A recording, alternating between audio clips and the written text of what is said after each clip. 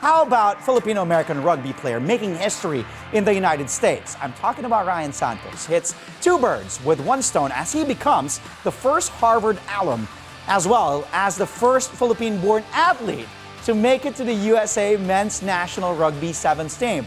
And let's go all out on this story with the big man himself. Ryan is inside the studio joining us for the first time, right? Here on Sports Desk. Is it your first time, buddy? First time, yeah. Man. Thanks for having me. Thank you. It's good to be here. 6'5"? Yeah. Ang tangkad, yeah. Galing mo mag-Tagalog. Konti lang. Dito ka pinanganak. I've been in Boston the last 4 years, so I lost a lot of my Tagalog, but it's good to be back here. Daming matutuwa.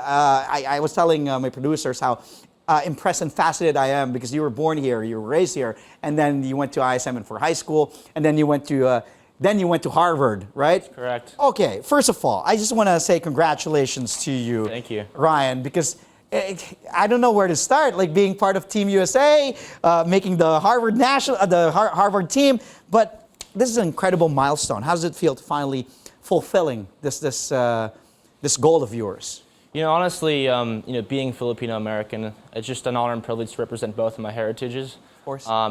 Growing up in the Philippines, I've always wanted to be a pro athlete and to play rugby on the national stage. But in the Philippines, rugby is very much a developing sport. Even the national team, there were very few homegrown players. Yeah. And then even once at Harvard, I actually tore my ACL my sophomore year, so I was out for a whole year. So at that point, I wasn't sure if rugby was for me anymore. Oh wow. That must have been tough. It was tough, yeah. Full knee construction. So it was kind of a goal that I thought, at some points I lost. Yeah. So honestly, it's just great to kind of achieve this goal and to prove to other Filipinos who want to go on the world stage, whether it be rugby or other sort of athletics, that these sort of things are achievable. But you're back to 100%. Back 100%. There you go. Harvard University. Aside from being an Ivy League school, one of the best, has the oldest rugby program in North America, right? That's correct. And yet you're just the first alum to make it to Team USA.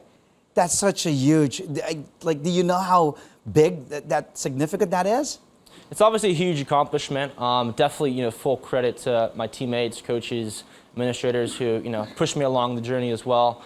A lot of it comes down to my parents as well, who always kind of pushed me to achieve both my athletic and academic endeavors. So even though I'm kind of the one getting all the accolades, it's truly, a whole team behind the scenes that's pushing me to be my best. So really thankful for that. Yeah, just listening to you, man. You're raised well, so credit to your parents. I'm sure I hope they're watching. Yeah. Hello to your parents. How about also that distinction of being the first Philippine-born athlete to be a part of the team? Because your father is half Filipino. That's why Santos, right? Sure. So you're 1/4 Filipino. You grew up here, and then as someone who's born and raised here in the Philippines, how does it, feel of you feel that pride as well of representing the Philippines even if you're in the U.S. Absolutely. I mean, playing for the U.S. is great. It's always a privilege to play for your national team. Of course, yeah. But growing up in the Philippines, I know I'm playing for more than just the U.S. I'm playing for the entire country of the Philippines, especially being that only Philippine-born player on the circuit currently. So it's just good to show a lot of kids here that want to go on and play rugby or kind of aspire for the next level that it is possible. Galing mo. Yeah. Very good, yeah. Just to paint the picture, I was about to speak to you in Tagalog. I know you understand, but just a little bit. But just to paint the picture for all our viewers, just how hard, I'm sure it must be very, very difficult to crack that USA national team. And tell us the selection process. Walk us through it. Sure, yeah. I mean, basically how it works is there's 10 tournaments throughout the year, which formulate the HSBC World 7 circuit. And then for each of these tournaments, there's like a training camp at the Rugby Training Center in Chula Vista. So basically, they have 20 players that are there full-time on contract, and then they'll invite, 5 sort of rising stars. So I've been invited as one of those rising stars for a few camps now, and each camp is sort of a high-performance camp where they really put you through your paces. It's double days, there's team lifts.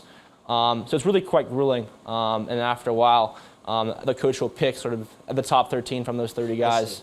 Wow. So that's pretty much the process for these 10 tournaments, and obviously Olympics are in a year's time. That's the goal as well, right? That's the goal, Paris that's the goal. 2024. Don't forget about us. Of course, absolutely. Could never, yeah. When you make the Olympic team. Your academic performance is also stellar, Ryan. You graduated cum laude last May from Harvard U. You're also part of the academic All-Ivy team for 2 years. The list just goes on and on and on and on. How do you, studying in Harvard is already, incredibly difficult and also daunting. And then you also, you're a student athlete, you have rugby as well, making the USA team. How were you able to manage all of that? Sure. I mean, as a student athlete, you're always a student first. So that ends up being a lot of, kind of late nights, maybe pulling an all-nighter and then showing up to lift at 6 a.m. or sort of a long bus ride, working on an essay.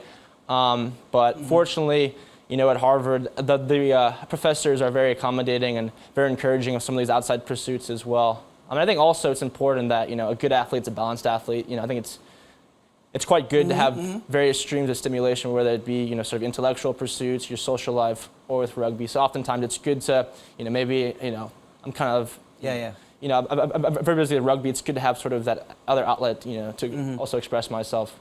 I wish we really had more time, but again, we're just under time constraints. You're also a founding member of the Makati Maverick Sports Foundation, the largest rugby club here in the Philippines. With this group, how do you plan to give back and promote rugby here in the Philippines? Will you be having training camps as well? Of course, to promote and lift the sport of rugby here in the Philippines. Yeah, so I've been involved with the Mavericks for essentially the last decade. It's been great to see how the club has grown from just a few kids to now over 200 players. We have men's, women's, youth teams. The great thing about our youth team is that it draws largely from underprivileged and marginalized communities.